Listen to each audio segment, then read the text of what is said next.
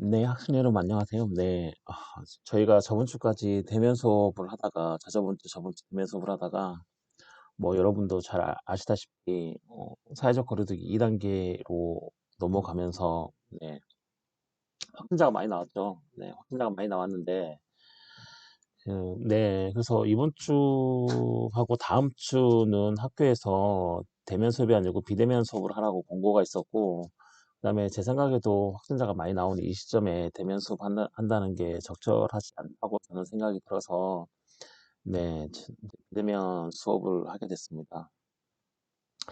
네, 혹시나 뭐 2주가 그 비대면 수업 기간이기 때문에 이번 주, 다음 주, 뭐 다다음 주 정도에 혹시나 확진자가 좀 이렇게 많이 줄어들고 하면 마지막은 여러분과 함께 대면 수업을 할 수도 있습니다. 네. 있는데 일단은 뭐 학교에서 비대면 수업을 공고를 하기 때문에 네, 저는 비대면 수업으로 계속해서 이번 주와 다음 주는 진행을 할 예정이고 제가 다음 주 정도에 여러분이 기말고사를 대체할 과제를 어떤 걸 해야 될지 말씀을 드리겠습니다. 분량은 A4 사이즈 해가지고 3페이지 이내로 작성해 주시면 되고 여러분 힘들게 하지 않도록 하기 위해서 여러분이 충분히 조사해서 그 다음에 여러분의 생각을 쓸만한 것들을 내드릴 테니까 3페이지 이내 글씨 크기는 11에 줄간격 180 해가지고 뭐 여백 크기가 신경 안 써도 되고요. 글씨 크기 11에 180, 줄간격 180 하는 이유는 제가 보기 좋으라고 하는 거고, 네. 그 정도 사이즈로 해서 3페이지 이내로 작성해서 제가 이 클래스에 기말고사 방을 열어놓을 테니까요.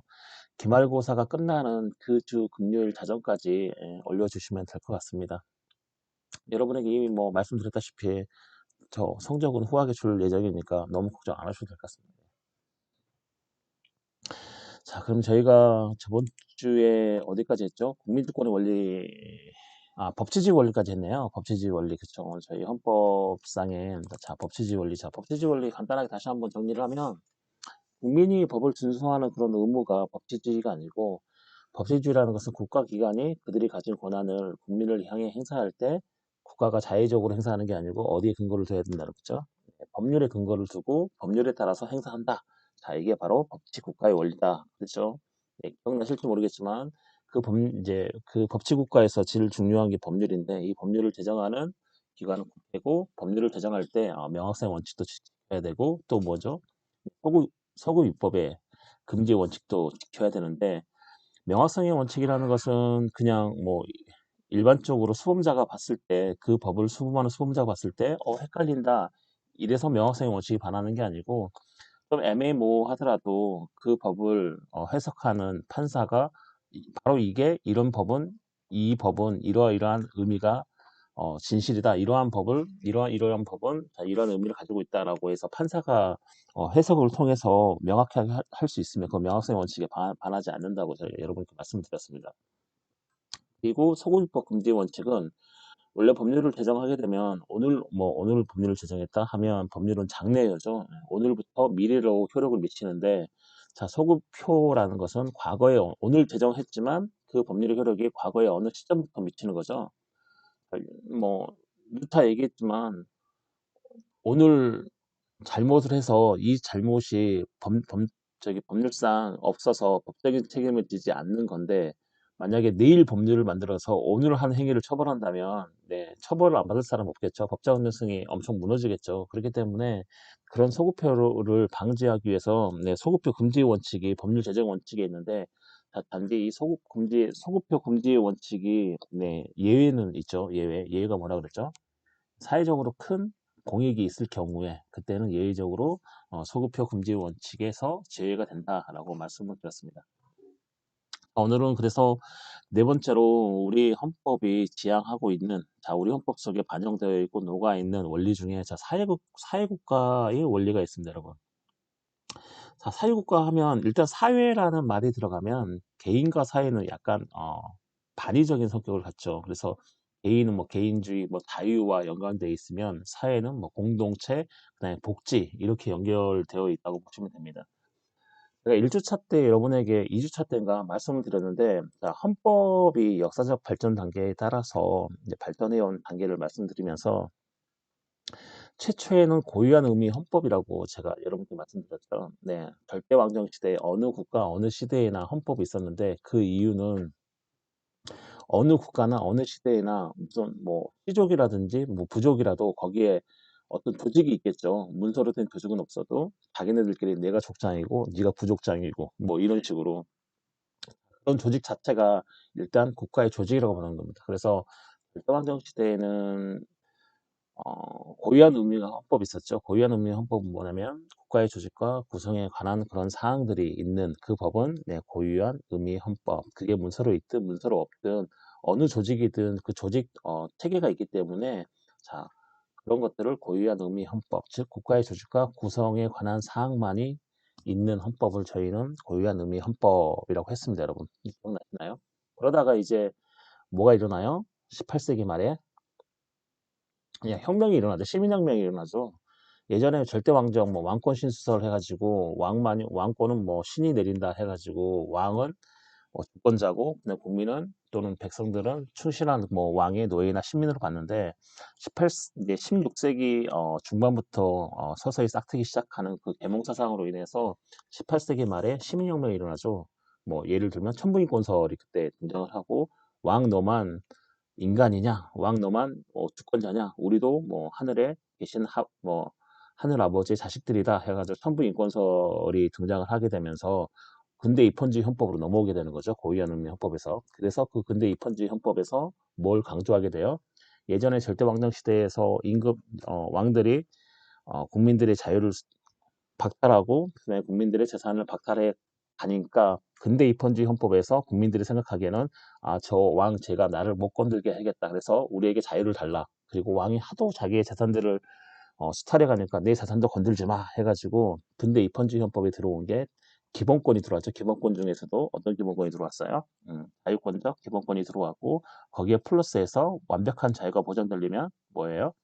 등 따시고 배가 불러야겠죠. 그래서 이 재산권, 즉 예전에 왕이 하도 재산에 대해서 국민의 재산을 하도 많이 가져가가지고 이제 국민들이 빡이 오른 거죠. 네, 어색하게 말로 빡이 올라가지고 안 내 재산 손대지 마 해가지고 절대적 재산권이 형성이 된 거죠. 근대 입헌주의 헌법 때는 절대적 재산권이라는 것은 그 재산권의 소유자가 처분이나 양도는 하지 않은 이상 국가가 법률로서도 그 재산권에 대해서 손을 댈 수 없는 게 바로 뭐냐면 절대적 재산권이라는 개념이죠. 근데 입헌주의 18세기 말부터 이제 근대 입헌주의가 시작되면서 이 절대적 재산권이 있다 보니까 무슨 문제가 일어나냐면 돈을 잘 벌 머리를 가지고 있는 사람은 돈을 되게 잘 벌게 되고 돈을 못 벌 머리를 가지고 계신 분들은 돈을 못 버는 거예요. 즉 빈익빈 부익부 현상이 너무나 심화가 된 거죠. 19세기 들어오면서. 18세기, 19세기 들어오면서 그 빈익빈 부익부 현상이 너무 심하게 일어나면서 19세기 중반에 어떤 생각이 드냐면 야 국가가 있는 의미가 뭐냐? 국가는 국민의 안전을 위해서 있는 건데 국가 안에서 뭐 동사하는 사람, 그다음에 아사하는 사람 이게 너무 많은 거예요. 그래서 국가가 최소한 국민에게 인간다운 생활을 보장을 해줘야 되지 않겠느냐? 그게 국가가 존재하는 목적 아니냐? 뭐 이런 이제 논의가 시작이 되면서 이제 어떤 게 들어오냐면 20세기 초에 1919년 바이마르 헌법 때 여러분 이미 설명해 드렸어요. 네, 사회적 기본권이 들어오게 되는 거죠. 즉 복지라는 개념이 들어오게 되고 우리 헌법도 1948년 제1공화국 재헌헌법이 제정될 때 1919년 바이마르 헌법 때 들어왔던 그 사회권적 기본권 즉 복지라는 개념이 우리 헌법 최초 재헌헌법 속에서도 그대로 뭐예요? 예, 들어오게 되는 거죠. 세계적인 추세로 들어오게 됩니다. 그게 바로 헌법적인 녹아있는 오늘 배울 사회국가의 원리라고 하는 겁니다, 여러분. 네, 이해하시나요, 여러분? 뭐 어려운 거 아니죠. 아, 네, 어려운 거 아니죠. 네, 이거 먹고 살기 힘들다. 우리 좀 먹고 살게 해달라. 네, 그래서 국가가 이제 국민들한테 뭔가 이렇게 베네핏을 주는 거죠. 이익을 주는 거죠. 그것들을 국가가 자의적으로 니네가 국가가 자의적으로 하지 말고 한 나라의 최고법인 한 국가의 최고법인 헌법에다가 명시해라. 명시하고 헌법을 제정을 할 때 그 원리, 즉 복지주의 원리에 따라서 즉 복지주의 원리를 감안해서 헌법을 제정하라. 그래서 헌법 속에 녹아있는 원리가 오늘 배운 사회 국가의 원리라고 생각하시면 됩니다, 여러분. 우리 헌법에는 국가가 최소한의 국민들의 인간다운 생활을 보장을 하는 그런 원리들을 가지고 있구나. 따라서 뭐라 그랬어요, 여러분? 헌법에 굳이 국가는 국민들의 뭐 복지를 향상시켜야 된다, 뭐 복지에 대해서 뭐 신경 써야 된다, 노력해야 된다, 뭐 별놈의 규정들을 다 없더라도 헌법 자체에 이 사회국가 원리가 녹아 있는 한 어때요? 헌법 속에 규정이 없더라도 국가는 국민들을 위해서 부양할 복지를 어떻게 개선해야 될 그런 노력해야 될 그런 의무가 있는 거죠, 여러분. 여기서 한 가지 주의할 거는 국가가 국민에게 어떠한 복지 정책을 한다고 했을 때, 제 노트북, 제 컴퓨터가 또 말썽이네요. 국가가 저 국민들에게 어떤 복지를 한다고 했을 때, 그 복지를 얼마나 할 것이냐, 얼마만큼 크게 국민들에게 복지를 제공할 것이냐는, 자, 국가의 재정이 뭐예요? 뒷받침돼야겠죠. 그래서 이 국가의 재정이 뭐 뒷받침되는 그런 한도 내에서 국가가 정합니다. 그래서 뭐 만약에 국가가 우리 국민들이 복지를 80을 원했는데 국가가 복지를 20밖에 안 해요. 그래서 그럼 이거 사회국가 원리에 위배되는 게 아니냐라고 생각이 들 수 있지만 그렇지는 않습니다, 여러분. 자, 복지를 얼마만큼 할 것이냐는 국가가 정책적으로 정해야 될 문제고, 단지 복지를 해야 한다. 복지를 위해서 노력해야 한다. 자, 이게 이제 헌법 속에 녹아 있는 거지. 국가는 국민을 위해서 100% 해야 된다. 자, 이런 건 없어요, 여러분. 네. 그래서 복지의 크기라든지 복지의 범위를 정하는 것은 국가가 입법 정책으로 할 일이지. 네, 뭐 헌법 속에 사회국가 원리가 반영되어 있다 해서 그거를 근거로 국민이 국가를 상대로 너 왜 그 헌법을 어기냐라고 주장할 수가 없다는 거죠, 여러분. 이해하시나요? 자, 그 사회국가 원리. 자, 일단 개념을 보시면, 네. 근대 자유방임적 시민사회. 자, 이게 어디냐면, 근대 입헌주의죠. 자유방임적 시민사회라고 하는 것은 네 맘대로 해라 이거죠. 자유방임. 왜 자유방임이 됐어요? 조금 전에 설명했다시피 절대왕정 시대에, 즉 군주가 있었던 시절에는 국민에게 자유라는 것은 없었죠. 그렇죠? 군주가 오라면 오고 가라면 갔고, 군주가 뭐예요? 나 저리 가 있어. 그럼 저리 가 있어야 됐죠. 하도 군주가 이 자유에 대해서 어마어마하게 속박을 했기 때문에, 자, 근대로 넘어오면서 가장 먼저 국민들이 쟁취를 하고 싶었던 게 자유고, 나의 자유를 타인의 누군가가, 그게 군주라고 해도 뭐예요? 자기의 자유를 건들지 마라. 나는 내 마음대로 하겠다. 자, 이런 거죠. 자, 이게 이제 자유방임이라는 거죠. 누구도 터치 안 하는 그 자유방임자. 그런 거죠. 근데 시민사회는 이 자유방임에 대한 어떤 기반을 가지고 시민사회가 돌아갔던 그런 시절인 거죠. 그리고 자유방임과 더불어서 뭐가 들어왔어요? 절대적 재산권이 들어왔다 그랬죠. 네. 그래서 내 자산에 대해서 손대지 마라. 뭐 이런 거죠. 예. 그래서 나의 자유와 나의 자산은 온전히 나의 것이기 때문에 내가 처분하고 양도하고 포기하지 않은 이상 그 어느 누구도 신이라고 해도 나의 재산을 건들 수 없고 나의 자유를 건들 수 없다. 자, 이게 바로 근대 시민사회에서 기저에 흘렀던 자유방임적 사상이라는 겁니다. 자, 이 근대 자유방임적 시민사회에서 당연히 절대적 재산권이 이제 보장이 되면서 돈을 잘 벌 사람 잘 벌고 못 벌 사람 못 벌고, 이런 현상이 18세기 말, 19세기 말까지 20세기 초까지 쭉 진행되어 오는 거죠. 거의 한 150년 또 2세기에 걸쳐서 쭉 그러한 현상들이 좀 일어나고, 자, 이로으로 해서 빈곤이라든지 실업이라든지 계층 간의 갈등, 그렇죠. 이 계층 간의 갈등은 어디 갈등이죠? 뭐 잘 배운 사람, 못 배운 사람, 또는 뭐 그 잘 배운 사람이 돈을 많이 벌고 그다음에 똑똑한 사람이 돈을 많이 벌고, 자, 그러니까 뭐 돈을 많이 버는 사람 또는 돈을 적게 버는 사람, 돈이 없는 사람, 많이 있는 사람, 이런 계층이 생기겠죠. 이런 이제 계층 간의 갈등이 근대 이제 입헌주의 즉 근대 시민사회에서는 되게 계층 간의 갈등이 되게 심했습니다. 따라서 이런 이제 계층 간의 갈등 같은 사회적 문제를 해결할 수 없었고, 이에 대한 대책으로 등장한 것이 사회주의 이론과 사회국가 원리다라고 하시면 됩니다. 어, 뭐 처음에 말씀드렸지만 일단 사회라고 말이 들어가면 이 사회는 뭐하고 짝꿍이냐면, 자, 공동체와 복지와 짝꿍입니다. 개인 하면 개인은 자유와 뭐예요? 자유와 네 자유와 창의, 네 자유와 창의가 짝꿍이죠, 개인은. 그래서 항상 국가가 어떠한 정책을 결정할 때 개인 자유 창의 한쪽은 이쪽이 있고요. 그 반대쪽에는 뭐가 있냐면 사회 공동체 복지라고 있는데 이 사이에서 국가가 어느 정책을 어떻게 어디에 가깝게 할 것인가는 늘 국가가 그때 당시에 처한 상황에 따라서 달라지겠죠, 여러분. 자, 그렇다는 것을 일단 머릿속에 상기를 해놓고요. 자, 어찌됐든 이런 근대 자유방임적 시민사회에 있었던 그런 여러 가지 문제들을 해결하기 위해서 이러한 대책으로 등장한 것이 오늘 우리가 배울 이제 사회국가의 원리, 즉 사회주의 이론과 자, 사회국가 원리라고 이제 하는 겁니다, 여러분. 자, 여기서 우리가 하나 주의를 해야 될 게 사회주의자하고 사회국가 원리라고 자, 이런 개념이 있는데 이 개념에 대해서 약간 이제 저희가 한번 볼 필요가 있는데요. 사회주의자 되게 나쁜 말처럼 들리죠, 여러분. 막 공산주의자, 사회주의자 막 이러잖아요. 공산주의자를 일단 변론으로 하고, 자, 사회주의론자가 뭐냐면 지금 현재 우리가 민주공화국이 취하고 있는 이 경제 질서가 자본주의죠, 자본주의. 그래서 이 사회주의론자는 어떤 개념이냐면 자본주의를 완전히 다른 체제로 바꾸는 것이 자, 해결 방안이다. 그런 거죠. 근데 자유방임적 시민사회에서 이러한 문제가 일어나는 거는 자, 경제 질서를 뭐예요? 자본주의, 즉 개인에게 맡겨서 개인이 뭐 알아서 하도록 그렇게 해서 문제다. 그래서 이 자본주의를 완전히 다른 체제로 바꿔야지만 자, 이러한 문제들이 해결할 것이다라고 주장하는 사람이 뭐냐면 사회주의론자, 즉 자본주의를 갈아엎자. 자, 이런 주장인 거죠, 여러분. 하지만 사회국가 원리는 뭐죠? 오늘 우리 헌법 속에 있는 이 사회국가 원리, 이 사회국가 원리는 뭐냐면, 자, 자본주의 체제는 유지하자. 개인의 기회와 그다음 개인의 창의와 자율성을 최대한 존중을 하자. 그래서 경제 질서에도 그 시장 경제 질서를 도입을 하고 자본주의 체제는 좋은 거다. 유지해야 된다.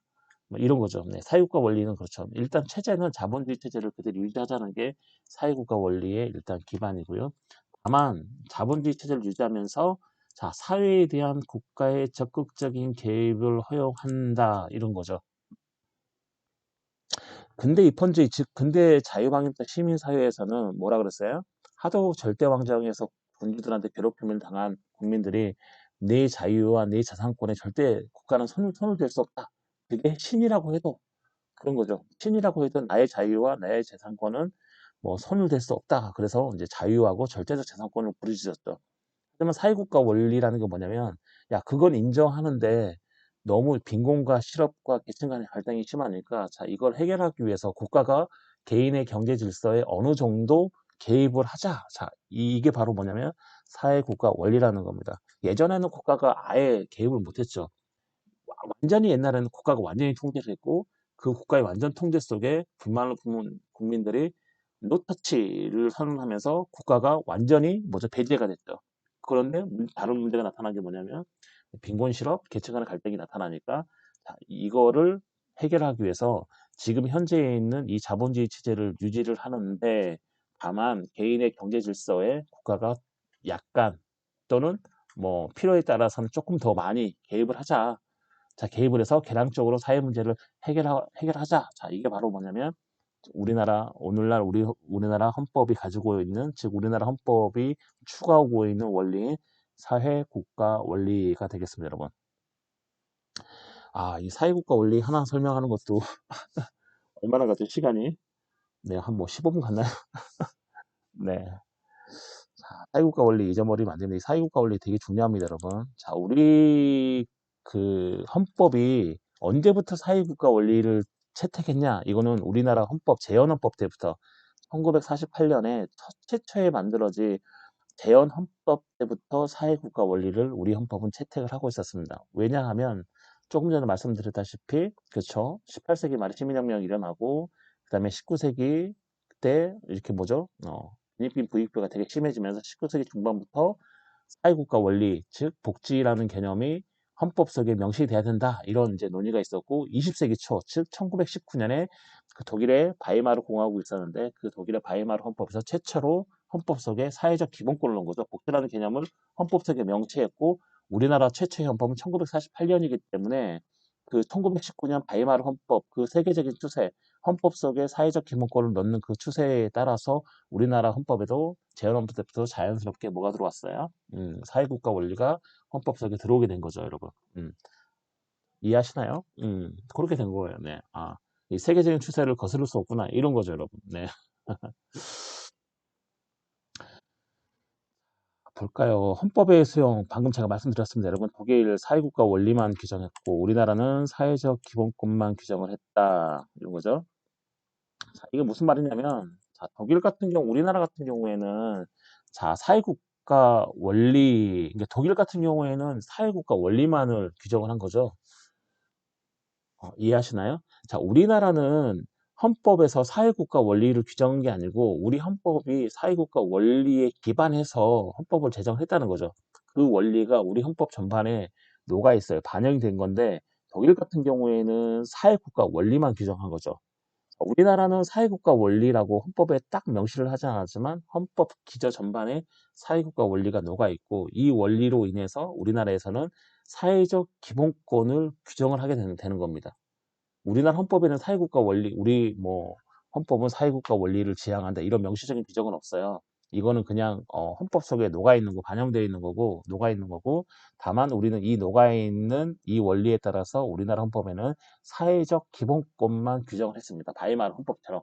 근데 현재 독일은 이제 독일 헌법이라 할 수 있는 독일 기본법을 보시면 독일 기본법에는 자, 뭐 기본권, 사회적 기본권이 이거 저거 이렇게는 없고 그냥 사회국가 원리만을 규정을 하고 있다. 이게 독일하고 우리가 좀 다른 점이다라고 하는 거고요. 이탈리아 같은 경우에는 사회국가 원리와 사회적 기본권 모두를 헌법적으로 규정을 했습니다. 즉, 이탈리아는 사회국가 원리다라고 헌법에 명시도 해놨고 여기에 따라서 어떤 기본권이 있다라고 명시해 놓은 게 이탈리아 헌법입니다, 여러분. 자, 이렇게 다양하게 해놓지만 결국에는 국가가 뭐죠? 사회국가 원리만 헌법 속에 존재를 한다면 네, 거기에서 도출을 할 수 있는 거죠. 사회적 기본권을, 즉 복제라는 개념을 도출할 수 있기 때문에 자, 이탈리아에서는 뭐 사회국가 원리가 하나 없거나 또는 사회적 기본권이 하나 없어도 당연히 사회국가 원리를 도출할 수 있고 또는 사회적 기본권을 같이 도출을 할 수가 있는 거죠. 네, 이해하시나요, 여러분? 음. 자, 그러는 겁니다, 여러분. 네. 쉬지 않고 네, 저희가 쭉 강의 마칠 때까지 네, 하는 게 좋을까요? 약간 쉴까요? 음. 지금 저희가 강의를 시작한 지 22분 정도 되는데, 자, 사회국가 원리 내용까지만 보고 저희가 잠시 쉬었다가 다시 하도록 하겠습니다, 여러분. 사회국가 원리 내용을 보시면 우리나라 헌법은 제32조, 33조, 34조 이하의 자, 사회적 기본권 보장에 대해서 명시를 해놨죠, 여러분. 한번 읽어보세요. 33조는 뭐라고 그랬죠? 저번 시간에 제가 근로삼권이라고 했죠, 여러분. 근로삼권. 34조는 뭐죠? 네, 인간다운 생활을 할 권리. 자, 이런 것들인 거죠, 여러분. 네, 뭐 여러분이 뭐 저처럼 헌법을 1조부터 130조까지 몽땅 외우고 있을 필요는 없지만, 네, 적어도 이 30조 이 전반 쪽에 사회적 기본권에 관한 사항들이 저기 뭐야 이렇게 명시가 되어 있구나, 규정이 되어 있구나라는 정도만 아시면 됩니다, 여러분. 자, 우리나라 헌법은 32조, 33조, 34조 그 이하의 자, 사회적 기본권 보장에 대해서 얘기를 해놨고요. 자, 그리고 헌법 제23조가 뭐라 그랬죠, 여러분? 기억나세요? 제가 농담처럼 얘기한 거. 자, 우리는 23살 정도, 그러니까 대학을 졸업하면 23살인데 재수 안 하고 휴학 없이 스트레이트로 가면 네, 이 정도 23살 정도가 되는데 그래서 23살 때부터 돈을 벌기 때문에 어, 자, 이 23조, 23조가 재산권에 관한 조항이다라고 말씀드렸습니다. 여러분, 안 까먹으실 거예요. 그렇죠?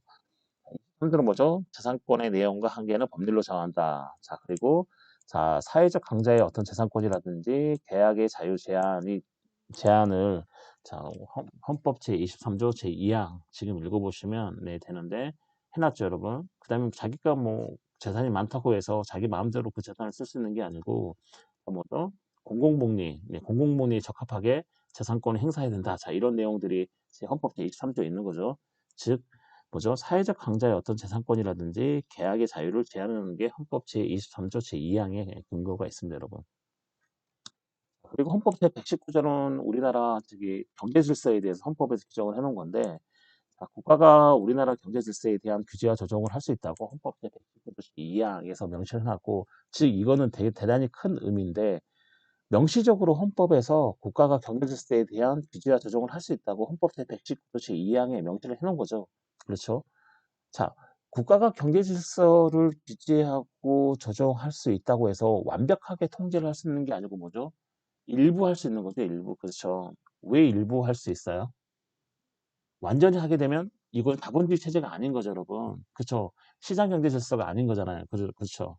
네, 그래서 완벽히 한다는 것은 시장 경제 질서, 즉 자본주의 체제를 포기하는 것이기 때문에 국가가 헌법 제119조 제2항에 규정을 해놓은 국가가 경제 질서에 대한 규제와 조정을 할 수 있다라고 표현한 건 국가가 무엇 때문에 해요? 네, 오늘 우리가 배우는 사회국가 원리 때문에 그래요. 배고픈 사람 없게 하고 저기 뭐죠? 그 집이 없어갖고 겨울에 추워서 죽는 사람 없게 하도록 해서, 즉 이쁜 말로, 즉 고상한 말로 하면 뭐예요? 음, 국민이 최소한의 인간다운 생활을 할 수 있을 정도로 국가가 뭐예요? 개인의 경제 질서를 규제하고 조정한다. 자, 이게 어디에 나와 있냐면 헌법 제119조 제2항에 나오는 의미다. 국가가 경제 질서에 대한 규제 조정을 할 수 있다라고 해서 하지만 이게 완벽하게 100% 통제를 한다는 건 아니죠. 만약에 100% 통제하게 되면 뭐죠? 자본주의 체제를 완전히 갈아엎는 거잖아요. 그럼 사회주의론자하고 다를 바 없는 거죠, 여러분. 네, 그렇진 않아요.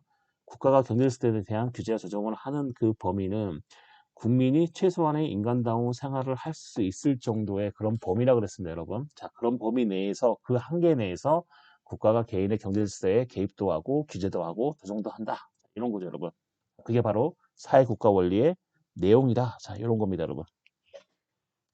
어렵지 않죠, 여러분. 네. 사회국가 원리는 그냥 복지고, 그냥 국가가 국민들을 그냥 완벽하게 잘 살게 해주지는 못하더라도 최소한의 굶어 죽고 추운 데서 안 자게 해줘야 된다. 자, 요 정도로 생각하시면 됩니다. 그게 사회국가 원리가 지향하는 바다. 이렇게 생각하시면 됩니다. 자, 그리고 사회보장제도라든지 각종 사회정책적 덧세제도, 교육제도의 추진 등이 요청된다. 자, 그런 거죠. 네, 사회국가 원리가 등 따시고 배부른 것도 그렇고, 뭐죠? 돈을 못 버는 사람들한테 어떤 연금도 주고, 그 다음에 돈을 못 버는 사람들한테 세금도 조금 걷고, 그 다음에 돈이 없는 집의 어떤 자녀분들한테 균등한 교육을 받을 수 있는 기회도 주는 거고, 교육제도 개선이나 추진 등을 통해서, 자, 이런 것들이 전체적으로 이제 사회국가 원리의 내용 속에 포함이 되는 거죠, 여러분. 자, 사회적 시장 경제 질서와 사회주의 경제 질서는 다른 거죠, 여러분. 사회적 시장 경제 질서가 바로 제가 방금 얘기했던 거고, 사회주의 경제 질서는 완전히 갈아엎는 걸 얘기한다 그랬습니다, 여러분. 자, 한계도 이미 말씀드렸어요. 개인과 사회의 자유를 우선시하는 전제 하에서, 그렇죠. 음. 사회국가 원리 내용이 국가가 헌법 제119조 제2항에 의해서 경제 질서에 대한 어떤 규제나 조정을 할 수 있다고 하지만 개인의 어떤 자율성이라든지 사회 자율성을 완전히 무시한 채 할 수는 없어요, 여러분.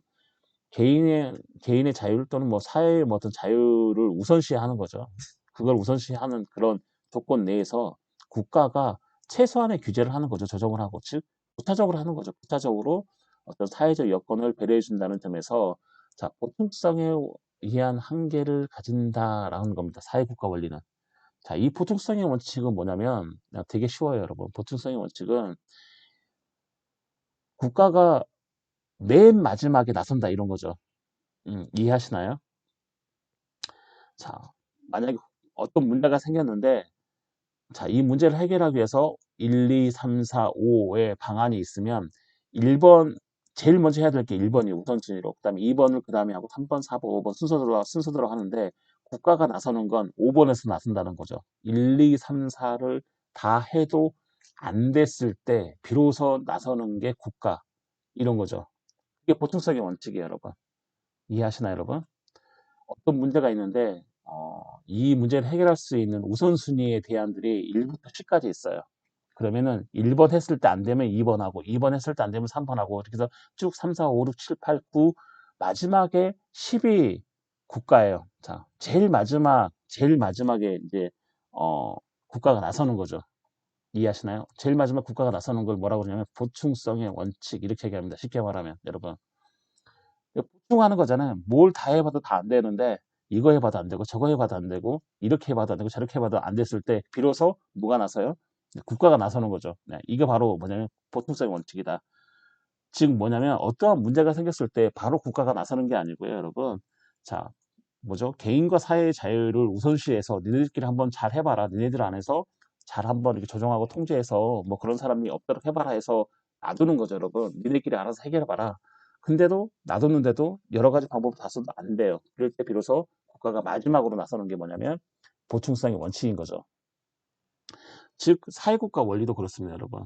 개인이나 사회의 어떤 자율적이나 창의를 최대한 우선시 해줘요. 니네끼리 알아서 잘 해보고 굶어 죽는 사람끼리 없게 해봐라 라고 했는데 그게 잘 안 되잖아요. 그럼 제일 마지막에 국가가 그때 나서는 거예요. 국가가 초반부터 나서는 게 아니죠. 국가가 맨 마지막에 나선다. 자, 이게 바로 뭐냐면 보충성의 원칙이라는 건데 이 사회국가 원리는 자, 이 보충성 원칙에 대한 한계를 가진다.